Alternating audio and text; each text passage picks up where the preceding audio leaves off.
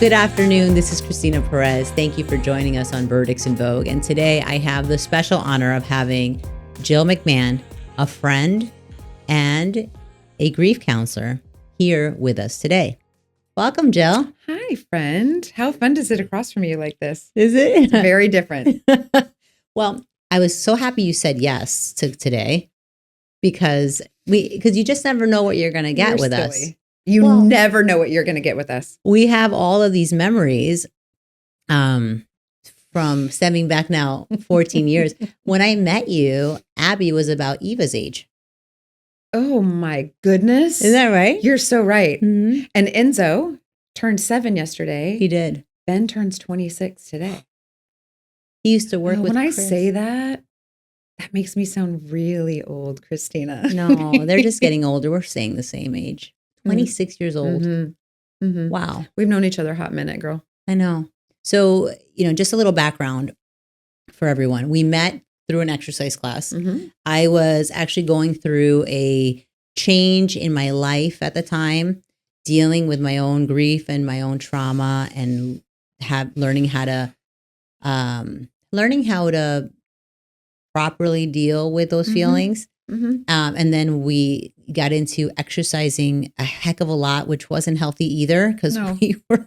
But at the time it worked. At the time it worked. Looking back now, it probably wasn't healthy. Waking up at 3:30 a.m. to run 6 miles. No. But it did keep us in shape. It did bring us kind of like trauma bonded us together. And it created kind of a friendship, a big friendship. Absolutely. It created, every time we worked out, we couldn't, we had two options. You could gather at 4:30 or 5:30 with our trainer. If you gathered at 5:30, you were considered a slacker. Yes. So you and I just don't necessarily have that personality. So we would, of course, show up at the 4:30 workouts. And I think of everything out of that time in my life, it created incredible bonds. Didn't it? Right? We're probably it. still connected to 5 or 6 of those individuals. We are. Mm-hmm. And we've been through, think about what we've gone through. We just, your kiddos were young. They were in grade school. Mm-hmm. Now they're in college and graduated college. We've gone through a lot. Mm-hmm. Fertility issues. You were there with me when I couldn't, Yep. when I was in the adopting arena and in the fertility stages to now having my, a 9-year-old and a 7-year-old. That's amazing. And having your own practice. I think right. it's so interesting too. If you think about it, we've watched each other grow professionally. We have. I think we've always, knowing our personalities, we've always kind of been strong, independent women. God bless the men in our lives. However, I think to me, the best part about our relationship, we're still connected in so many ways, but we have watched each other grow professionally, and we have cheerleaded each other the entire way. Absolutely. Yeah. Agreed. I tell people all of the time that I probably wouldn't be where I am now if it had not have been for Cristina moment. You know that, right? No. What do You don't know the story that I tell everybody? No. I had been working in community mental health for like 10 or 11 years. And you and I had gotten together at the local sports bar for a dinner and a beer possibly. And you sat me down, and only the way that I would allow Cristina to talk with me. And you just looked at me directly across the table and said, "What the hell are you doing?" And I was like, "What do you mean? Like I'm doing wonderful things for the greatness of the world." And you're like, "Jill, like you have a niche and a specialty that very few people in this country possess. And I don't understand why you aren't going out on your own and capitalizing on that and creating a business out of it." And I was scared. And I think I was honest with you. I was like, I can't do that. I don't know how to start a business. I don't want to manage people. And you literally looked at me and you're like, "I'll fill out the LLC paperwork for you tomorrow. Would you consider it if I just filed that for you?" And I was like, "Yes." And then I went into private practice, and 10 or 12 years later, I've already closed my private practice and I'm on to a different chapter of my life. So had it not been for that Cristina moment over a nice crisp beer. Goldies? Was it Goldies? I remember that. So I knew, yes, I kind of remember leading you to forcing you, Mhm. making you, Coercing. you into starting your LLC, because one of the things that I admire about you is that you have this heavy, heavy job, Mm. and Mhm.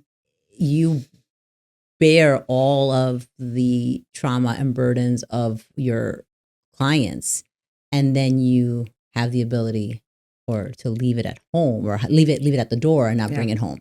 So can you tell us what you do? So I am a grief and trauma specialist, but what I specialize in is loss to suicide. So for the last 20 plus years, I have dedicated my profession to solely working with families that have experienced a loss to suicide. So I also train individuals in responding to a suicide. So what that means is responding at time of a suicide. So I have a relationship with certain community members that will get a call from FD or PD after a suicide occurs, and we get a team on scene at the house as soon as possible to sit with the family, because that grief and that trauma is so very different. So research has shown that the quicker that you get a family into support, the more likely you are to stop the next suicide. Wow. And so now I train other teams to do that nationally as well. So yeah, I'm the suicide lady, Yeah. really. I just, and no one would know this, because I think something else that everyone should know is that Jill and I both teach spin class at the Village, or what's the formal name for the Village? The Village Health Clubs? Yeah, health and spa, I think. Village Health and Spa Clubs in at the Gainey, and I also teach at Camelback.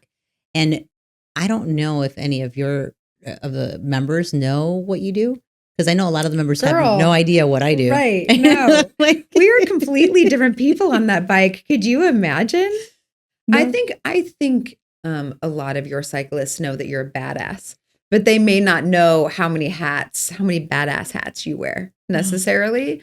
But yeah, I mean, yeah, I don't think they just know us as the women that wake up early in the morning and play the good music and whip their asses into shape for 60 minutes. I know.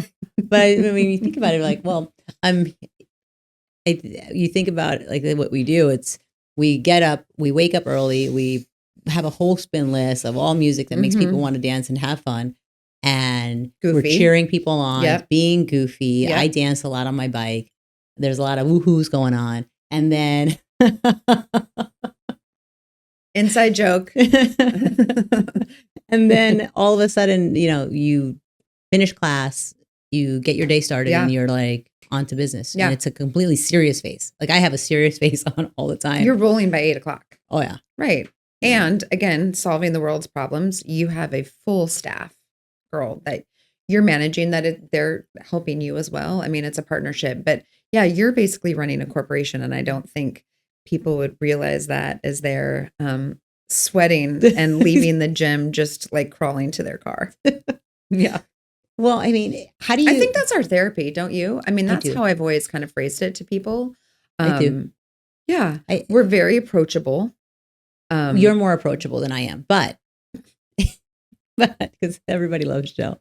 We're not scary gym instructors. No. Let's put it that way. No, we are very approachable. We like to have fun. Right. But it's definitely a therapy. I think it helps me. It helps me more than they know, because otherwise I would be at the office, or I'd be working, or I mean, who knows? I mean, I wouldn't be at the gym, because it's not that I love to work out, but because I've committed to it and I'm employed by the Village, I have to be there twice a week minimum. Yep. So and it's a great way to blow off steam. Yes. It's a great way to release frustration, anxiety, just anger that you're holding before you walk into your day, right? Not that you and I are walking around angry women. No. But it is a great way to kind of dispel everything that you carried over from the day before that maybe has lingered or was disturbing your sleep. You just release it all in that room. You do. And then you have a clear mind and you go on and you can start also be slaying goofy. The day. It's kind of like one of the few places where I can be goofy, and it's not, and I don't care what people think, or I can just, have fun, and I can play naughty music, and it's like, I don't have to be proper, I mean, I do know.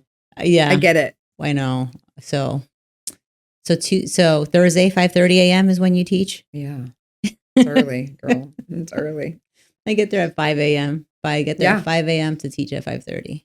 Are you always surprised at the number of people that also choose to rise that early and work out? Meaning, this is how we met, right? Not through the village, was a completely different Mhm. situation, but we met, like we said, back then, our classes were at 4:30. Sure. Our alarm was going off at 3:25, maybe sometimes 3:15. We don't suggest it for anybody. Again, that was unhealthy. However, I'm always kind of in awe of the number of people that are motivated to do that for themselves. It's something I'm amazed by it. I didn't start working out till I was 30. So I met you. I hadn't really regularly worked out. Yeah. I mean, Me too. it wasn't my thing. And then I learned how good it is for you. Yeah. Right. So it kind of makes you feel good. It makes you feel like you accomplished something. And one of the things I take away from it is you're done. Once you're finished working out by, let's say your class is from 5:30 to 6:30, you've already like ridden. We didn't say we were English professors, girl. Well, 16 to 19 miles, right? Oh, in that gosh, hour. yeah. And so it's, and then you have the whole day to do the rest of, like, to conquer life. It makes you feel, or makes me feel anyway, that, you know, if you can do that when nobody else wants to, then you can do so much more. Okay, what about your productivity? Because I will tell you, after class, I am incredibly productive until like 10 a.m. Not that I crash, but it's amazing to me what I accomplished. Talk about walking out of there at 7. Between 7 and 10, I probably get more done on that day than I do any other day of the week, just because, you know, I have the endorphin boost. My brain is clearer. Sure. Like, and I'm already like, let's go. Sure. Yeah, there is a lot of science behind it. It's also supposed to be in a happy mood, right? So it's like, it's hard to be in a bad mood after you've been, you know, riding on a bike, having fun for an hour. And, you know, I get in the car and it's tradition for me that I call my dad about 7 a.m. when I'm like, after I shower, I'm getting ready to go to work. And I'll be like, hey, Dad. And he's like, oh, where were you? I'm like, good morning. You're already sky high. High. Hey. What have you done? He's like, what do you mean? He's like, oh, he goes, oh, you were spinning. I go, yeah. Is that how your dad says it? Say it again for me, please. You were spinning. I'm like, yes, I was. He goes, my dad, I mean, he thinks I'm a little nutty when it comes to working out, but he admires it. I know deep down he admires it, because it's not something that everybody gets up and does, right? Because you get up when you're tired, or you haven't eaten the best food the night before. Like, it's like you just get up and do it. Or you make every excuse in the world why you can't go. To me, that's what the average human does. Yeah, but. How does your dad say it again? You were spinning. And he doesn't have a big accent. He just makes fun of me. My dad. Sorry. That made me happy. I love my dad. So with this, right, you consider it therapy. And I know for a long time. I love you. Can I just pause for a second? Yeah. This is where my friend turns from like my friend into professional mode. I love it. Could you tell? Okay. Yes, because I've known you forever and I love it. I love all elements of Cristina. Are we having a drink? Cheers. Thank you. With you. Now with this, it was great. Well, with this, we're talking about therapy. And we're talking about the importance. We were, weren't we? That's right. And with your profession and the heavy things that you deal with, I put that in likeness to attorneys, and with all of the heavy things that we take, right? We dealing in catastrophic and serious injury. I see pictures, I see videos, I see what the aftermath of a life. I see. I'm like I'm being trusted with people's lives. You are. And trying to put the pieces together for them. And that can bear heavy, right? And it's no surprise. Absolutely, 100%. That attorneys have one of the highest substance use, percentages of all other professions, depression rates. And what do you recommend in a scenario like for yourself and for someone who has those types of heavy? Yeah, their job is really heavy, and they hold the burden of other people's healing. So a little background and context for your viewers. I actually started my professional career as a district court clerk. So I worked for a judge immediately out of college. Cristina knows all of this, but for 11 years was probably the greatest job I've ever held. I still am very close with the judge. I think it was probably the most fun I've ever had in my professional career, as bizarre as that sounds. But I did get to, for 11 years, observe. I observed all of the cases. I was in the courtroom every single day. I sat on the bench next to the judge. I was the first line of defense when anybody were to come into the office. They couldn't go into chambers unless they came through me. I was the phone. I was the gatekeeper, Yeah. right?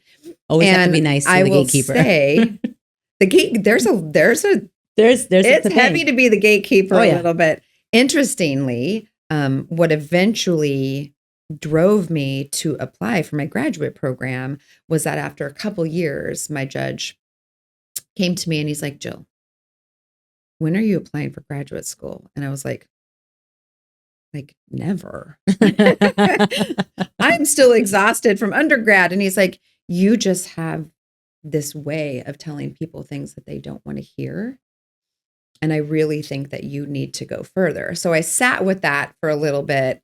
And that was all about being the gatekeeper. I realized that he was observing my behaviors as much as I was observing everybody else's behaviors, right? So every mother whose children needed braces would call me and say, the judge needs to approve, my motion because my husband isn't supporting our dental bills and our children, and then she'd bring the children in and she'd line them up in front of my desk and make me look in their mouths. And, that's one of a million stories that I have, but with that, I think what drew me to this profession is that I developed this curiosity for what led a defendant to end up in the courtroom in front of that podium. Every single case, I would just sit on the bench and go, I want to know about the family history. I want to know what led you here. I want to know for, anybody else would hear this story or look at this young man or young woman and think like, what a crook, what a criminal, what a loser. And I'm just looking at you like, what's your home like? Yeah. What happened? Like what it was, I think this was a one-time mistake. Like some of them, I wanted to know the mitigating factors and they would all come out. But I did, to go back to your question, I had the luxury of having a bird's eye view for what attorneys carry as well. And I learned very, very quickly that you're not just representing the law, right? I mean, I have a lot of respect for your profession. I think you have to be incredibly smart to do it well. However, I do know that you hear the stories and that families come to attorneys and really want attorneys to solve their future for them. That is where I think the burden lies, and kind of having that heavy sense of responsibility when you lay your head on the pillow at night, like, how am I going to get Georgia her settlement? Right? So that she can support the kids because her husband's gone, and be able not to move them out of the house and or get the surgery that she needs for one of their children. Right? I mean, that's a lot. Sure. And it transcends in different, so our clients who are injured and they are relying or waiting for the insurance company to do the right thing. And you know darn well that if there wasn't an attorney involved, most likely they wouldn't do the right thing. Right. And you have to put your best foot forward. And sometimes there's a lot of times there's bad facts, and you have to go around those bad facts, and you have to make the best of it, eat those bruises and figure out how to, but it's a lot because it's not just one client. You're dealing with a number of clients. Right. And so there comes to a point where you have to learn how to turn it off. Otherwise it, the trauma will end up displaying in other ways. And that's kind of where it will. We were talking about with your book, right? Yeah, it can compound. It can compound. This book, Bulletproof. Oh, look, the next chapter of my career. This next chapter, she is now an author. I'm now Bulletproof. Yeah. And you talk about. It's been a busy week. Yeah. Yeah. We talk. It's been a busy week because there's been a couple of mass shootings in this country this week. So, that's my new passion is supporting those that have been impacted by a shooting. So, my phone has been ringing in the best way, actually. However, there is a lot of talk in the book about trauma and how to process it, how to hold it, and how to let it go. Right. So a portion of the book, or it turns out, or it manifests or physically. it manifests physically. Yeah. Right. And I think that's kind of where the parallel is between grief and trauma and attorneys and professionals with such heavy burdens or jobs that they're dealing with this, that if they don't have that outlet, that they end up essentially manifesting these traumas. Well, and as you grief. pointed out before, I mean, you started, before I went off on my tangent, you started the question by asking, what can we do to handle the burden better? And there is a higher rate for substance abuse within your profession, and there is. There is. And it's important to call out why that is. It's exactly what you just said. I mean, number one is going to be acknowledgement of the work that you do. If you are a young attorney or even a seasoned attorney that is so excited about, being referred cases and maybe taking on too many cases or wanting to prove yourself. I mean, it starts really kind of at the beginning, learning how to pace yourself appropriately, Mhm. right? Maybe it's sometimes setting your ego aside, which is not just an issue for your profession. It's an issue for all professions. We all get excited Sure. when we feel that we're needed, right? So that may mean that we stretch ourselves too far. That's really what I'm getting at. So burden seeps in slowly. It's not until, we don't have it that we realize that we don't have it. Sure. And I'm speaking from personal experience. I mean, I've experienced personal burnout myself, and I had to go back and rewrite the script. And I'm a mental health professional. So if mental health professionals are burning out left and right now, so it's a topic that really applies to several professions. However, I want anybody who hears and sees this that is in your profession to realize that they are as well counselors. Sure. I think they know that, but the burnout rules then need to apply to your Absolutely. profession. And that means pace yourself, get good boundaries, right? That's hard. It's really hard. And I was going to go straight there because in some ways I consider what you do and what I do very similar. Our clients don't need us from 9 to 5. Well, they need us from 9 to 9, and I go 24 They hours need a us day. from midnight to lunch, really. Yeah. And until you decide, and I don't know what it's going to be for you or whoever is listening, what that one event is going to be that helps them decide, I can't do 9 to 9 anymore. No. It's not working. There will come a day, if the day doesn't already exist, where an individual will realize I'm not giving all of myself to anybody. Instead, what I'm doing is just giving a little bit to everybody. And that's when you're actually like on the tail end of burnout, because at some point that exhaust trail will burn out as well, will disappear as well. And then now we're using substances. Yeah. Now we're, doing things that we're morally not proud of. Now we're not sleeping. Now our health is paying the price. Trauma and holding burdens absolutely takes a toll on the body. So there is a correlation between trauma and physical health. Often what people don't realize is they may have an infection that doesn't go away, or they're constantly getting colds, or they're on antibiotics all of the time, or they have a shoulder pain that they just can't get rid of. But a doctor can't seem to pinpoint what's happening or what's going on. If Absolutely. that person were my client, it would take me about, 2 minutes to go, okay, tell me what you're holding. Oh. Because unresolved trauma will land in a joint. It will land in your hip. It will land in your knee. It will land in your back. And there isn't going to be an x-ray that shows it. The only thing that's going to resolve that ongoing discomfort is when you sit down and clean out your shit. Yeah. And that's hard. I mean, that's acknowledging the fact that you need to do that. And oftentimes it's, it's too late. I am the queen of extending myself, right? It's just kind of, it's what I do naturally. I love that. I love that. Yeah.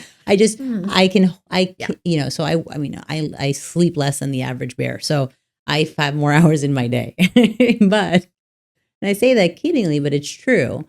And I want to do the best I can for everyone. Right. Yeah, So right. so it's kind of my MO. But once my kiddos came into the picture, it's like, you can't. I'm not going to sacrifice even though I love helping all my clients, I can't sacrifice myself completely for my clients anymore because I have these two little ones that There'd be nothing left at the end of the day for them.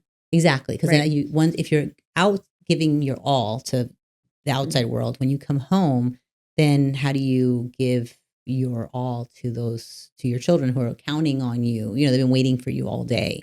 So that's kind of that was like the turning point. That's big. Yeah. Turning point in my life. Big. And like I said earlier, it hits everybody differently. So that was your turning point. But I would argue that I've witnessed several legal professionals that was not their turning point. That still didn't ring a bell for them. And that's fine. It was just different circumstances. Sure. Maybe they weren't the main caregiver. Maybe they weren't, maybe they were like in the beginning of their career and they thought, I have to drive now in order to build this. Maybe they were in the middle of a giant case and then they just created a new rhythm where they were able to balance it all. You won't be able to balance it all forever. I mean, I hate to burst everybody's bubble. You will not be able to balance it all forever. The bubble will burst somehow. I just always implore people to take as much control over it now as they can so that when the bubble bursts, or hopefully the bubble won't burst, but if it does, so that you are able to control the damage as easily as possible. And it's we started the episode today by, you and I have been bonded for a long time, but one of the things that we do that is similar is we're spin instructors, right? Well, we talked about all the different ways that we enjoy that and it makes it fun for us, but that is one way that we're taking care of ourselves and our mental health. Absolutely. And I know that, giving yourself that time to do something for yourself is important, and kind of cutting out that time, even though it may seem so busy, just sit there and sometimes just stay with your thoughts is something that's so important because it allows you to clear that space. So it's not only with the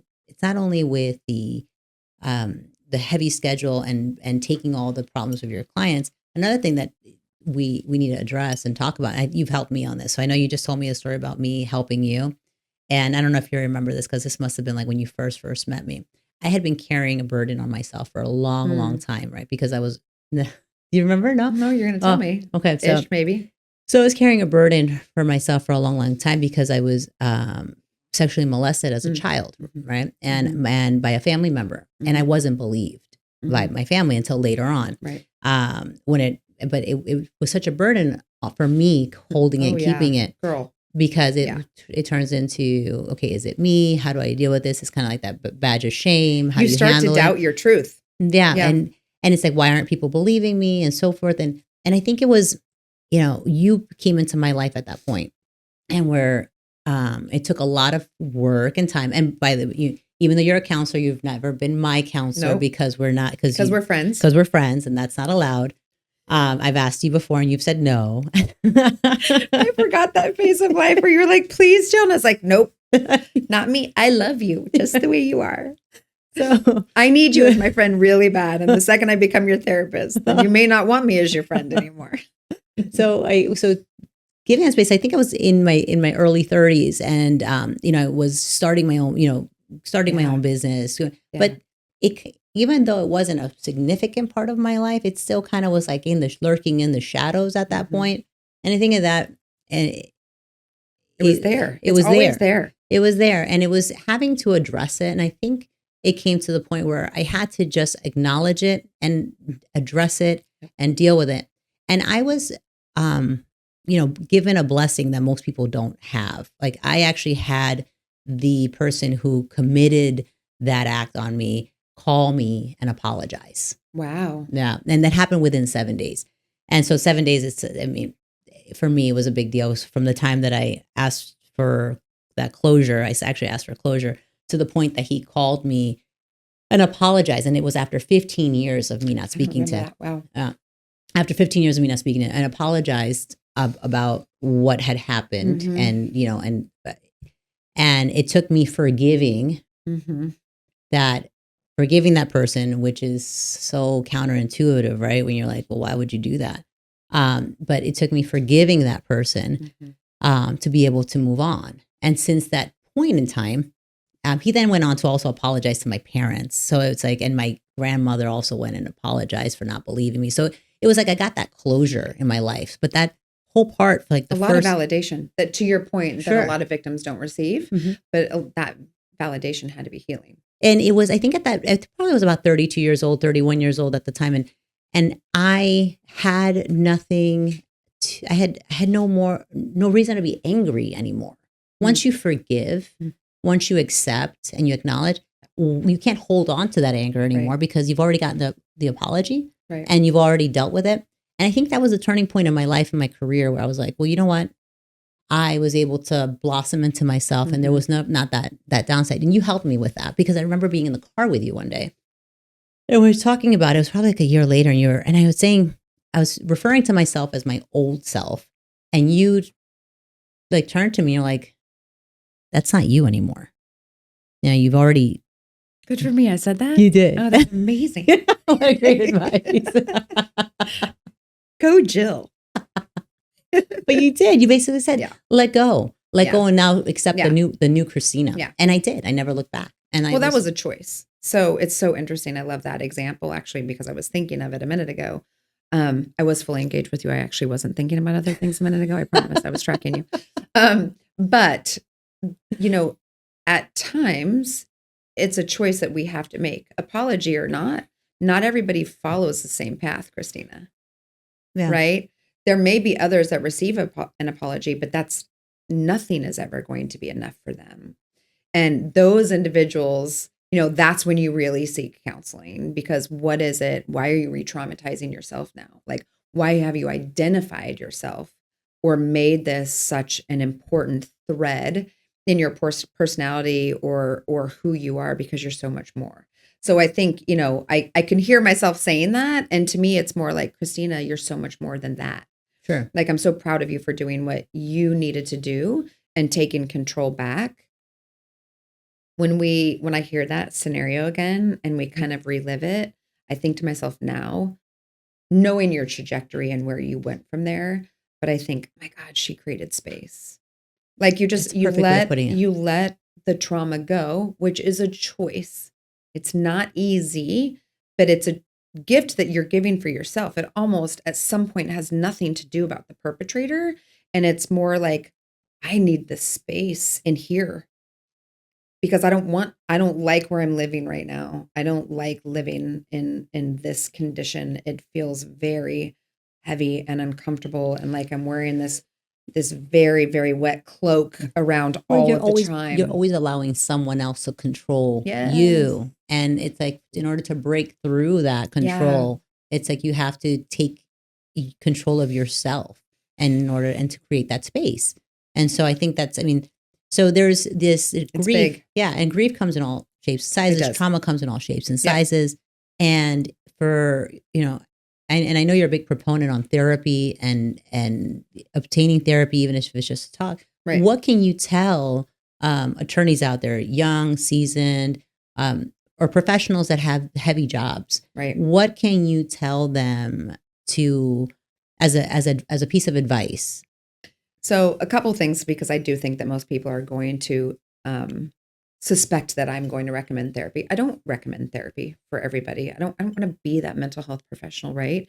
Do I think everybody on the planet could benefit from therapy? Sure. You don't have to have trauma just to have a third objective person listen to your stresses of the day and be able to leave it somewhere else so that you can be a better person for the people in your life later. However, if you work in a stressful environment, right? And your profession absolutely does. You are hearing and holding burdens that the average person, the gardener is not, the baker is not, right? 9 times out of 10. First and foremost, you got to practice those boundaries. And I know everybody is so sick of hearing that term, but it's vital, especially if you're a new professional. If you can instill those from the get-go, it will make your personal life so much better. Usually if we go into the helping field, we're not super comfortable with boundaries because we do just want to help as many people as we can. And we understand their strife when other people won't listen to them. And I want to be that person because I'm capable enough to pull them out. But it's just taking a pause and going, okay, maybe taking your ego out of it. Like I said, ego earlier, And I'm really just talking about myself because I had to have this moment in my career of, if I stepped away right now, could somebody else take this client and would that client be okay? Mhm. Those are hard conversations because the reality is, personally, I would think, well, that client would be okay, but they're not going to get the care I would give them. Sure. I mean, I'm a specialist, so I would know these nuances, when the reality is I just needed to step out of my ego and go, wow. But when I come home, I'm not showing up in a way that I'm proud of, and or I am showing up, which means that my tank is even like below zero for the next morning.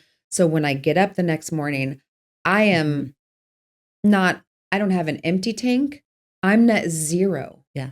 Right. And that's how I'm starting my next day. So it's the realization that each day you do that, you're You're playing catch starting up. with less. It catches up with Yep. you. You're Right. playing catch So up. boundaries are huge. That would be as much as you can. When you're home, you're home. Like, you turn your phone over. I'm not naive. I'm not going to tell you to turn your phone off.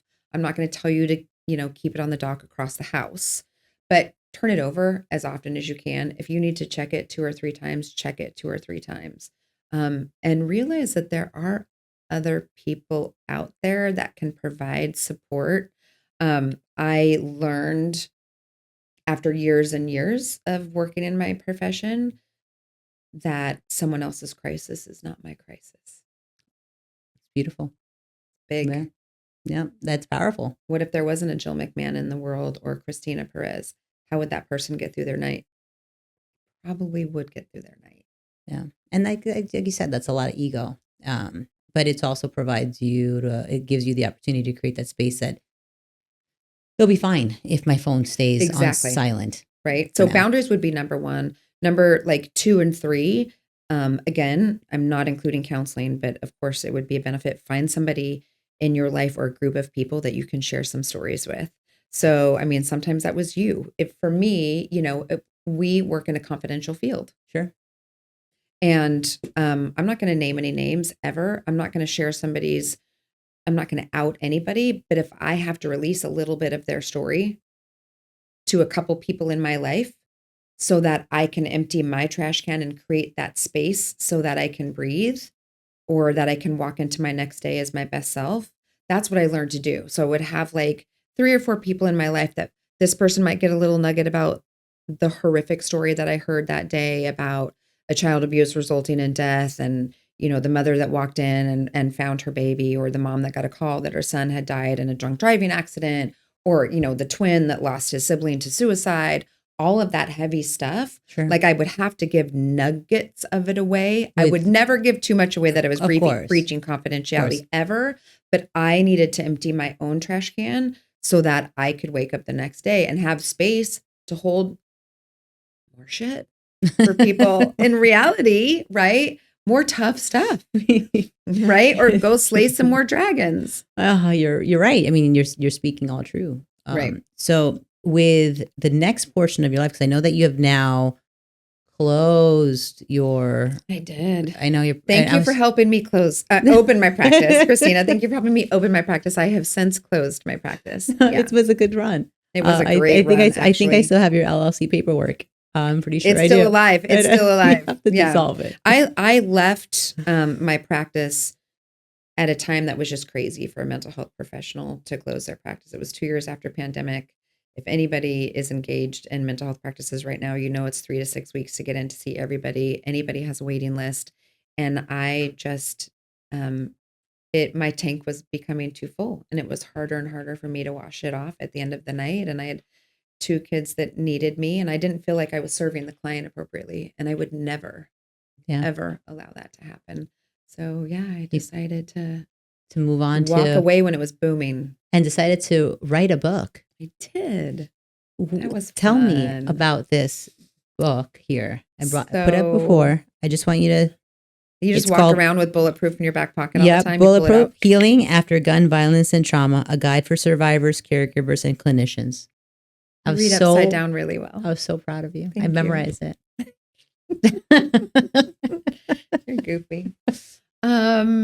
Yeah, that's What's your goal? always been one of my passions. And what's your So, goal with this book? I know that I know you're passionate about gun control. I know you're passionate about your work right now. yeah.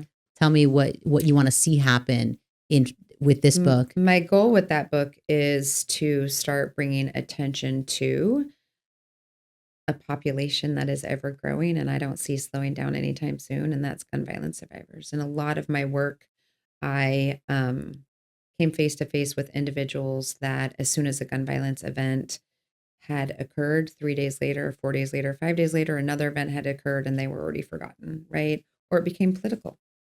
And the second that we make a gun violence event political, you've dehumanized the people that have been impacted by it.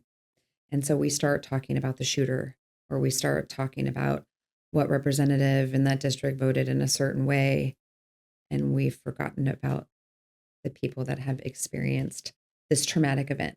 So I really wanted to call attention to the fact that we're doing that, right? And attention to the survivor and let them know that through reading the book, through, my years of work in this population and my own personal experience and my clinical expertise, that there is hope for them, that they can, in many ways, like you said, slay the dragon, release it, and move on and have a fulfilling, happy life. I also realize that their caregivers often were feeling secondary trauma, caring for them or trying to support them, or the fiance whose wife, refuses to go out to dinner because she'll never go to a restaurant again because she fears going out in public, and he's feeling at ends because he doesn't know how to support her, and the vivid details that he's heard over and over again, which has now created an anxiety and a fear in him. So it's written secondary trauma is real. Trauma is real. Yeah. The number of firefighters and police officers in this country that we have dying by suicide is something that is not often talked about, but it is growing. And they are secondary trauma survivors, what they witness every day, right? So, and I wanted to train young clinicians. So it was really three-pronged. I wanted to provide support and hope for gun violence survivors. I wanted to validate what their caregivers are experiencing. And I wanted to make sure that young clinicians going into the field understand that this population actually needs to be treated specifically and differently. I'm really excited about it. There's not been anything written like it yet, which was shocking to me. Well, there is now. And there is now. There is now. And where can you find it? Amazon. Oh, or Cristina will just be walking around holding one anytime you see her. Crystal, I'll let you Amazon, Venmo me. yeah, Venmo's on me. Well, Jill, I have some questions for you. Ready? Oh, are we like rapid firing? Yeah. Can't we just drink champagne? I thought this was over so we could drink. Well, let me have a sip first. Okay, let's see. Some questions for you. You actually have to consult your notes. I have some notes. This is the most serious conversations that you and I have ever had. Kind of. Right now, this? Yeah, it was weird. We're professional, right? I mean, I love you, but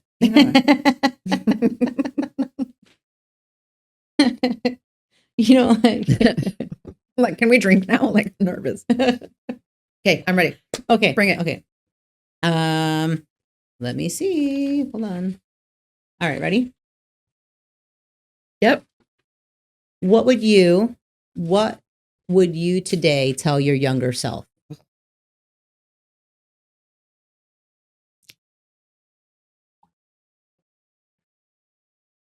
That I can slay dragons. Yep, that I can. I absolutely can. What's one lesson you learned the hard way, but you're grateful for now? Ooh.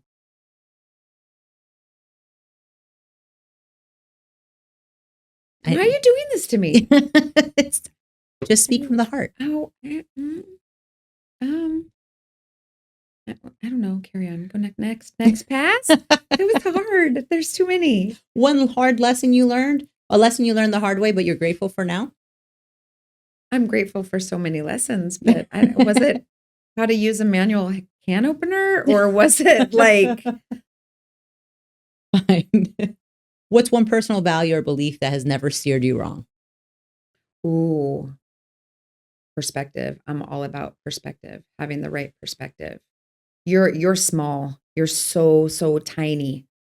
So just check yourself. Like, the world and the universe and the planet are huge. We're like a tiny little ant. We're a speck.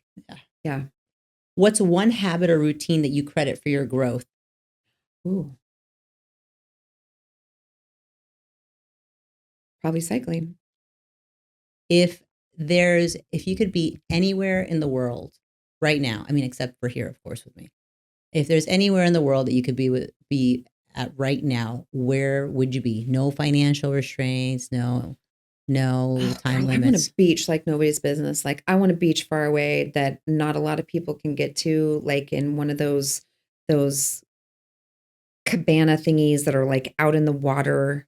Yeah. Oh, that's nice. That's where I was yesterday. Bora Bora. Oh, Bora Bora. I was in Kona, but it was kind Kona's pretty rad. It was, and it had like its own little thing. It did? Yeah, it did. It was like a little, they call it hales.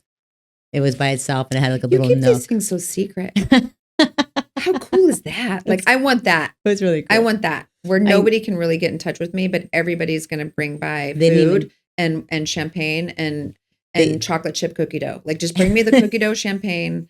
And they didn't even have a TV in their Yes. room. Who is the one person that you credit most for influencing who you become today? Judge Jack Smith, who looked at me one day and said, "When are you going to graduate school?" And I was like, "Never." And he was like, "I think you need to go to graduate school." And last question, if you could have any meal right now. I think I just said it. What meal would it be? Okay. Any meal. Stick with me here because this might surprise you, but I really love myself a petite filet from the Outback Steakhouse. Like if somebody could just bring me Outback. You have Mastro's here. You pick Outback. I got we got all the things. Let's be super clear. And then I want to end the night with some homemade chocolate chip cookie dough. You mean the chocolate chip cookie dough that you do not give your recipe to anyone? No, I won't give you the recipe to my chili ever. Oh, chili. I will have to die. No, it's dying with me. Nobody's ever getting that. But what about your chocolate chip cookies? It's like on the back of the Nestle. Whatever. Oh, I thought that was like a special. No, you just refrigerate it a little bit longer. All these years, I thought it was that. It's your chili. You still won't give the chili recipe up? No. All right. Well, my arch enemy actually emailed me once and asked me for my chili recipe. I deleted her email. I was like, I won't give it to Cristina. Why would I give it to you? It's good chili. You have to have it's only available once a year on Halloween. That's it. Halloween's when she makes it. Yeah. So, well, Jill. Thanks for that. With that, sweating under the collar. Thank you so much for joining in and listening. I appreciate you being here. You know, I love you. I do. Thank you. Everybody loves Jill. Let's go Thursday. Let's be Pete.